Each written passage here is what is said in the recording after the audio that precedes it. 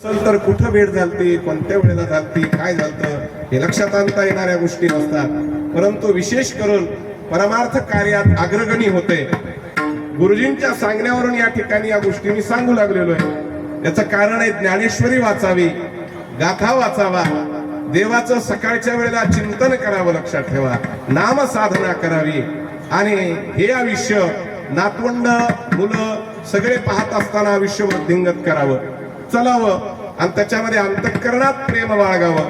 म्हणून आज विशेष काय सांगावं तर उत्तरायणाचा काळ होता, लक्षात ठेवा.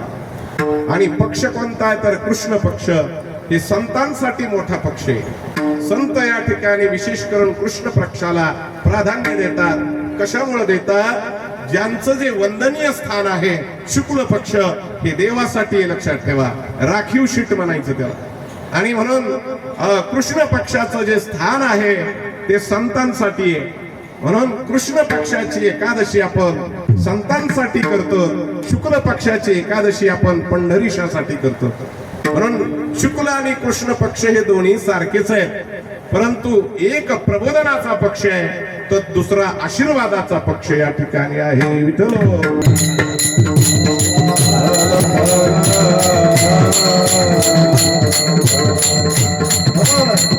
काळ सार्थक केला ज्यांनी धरिदा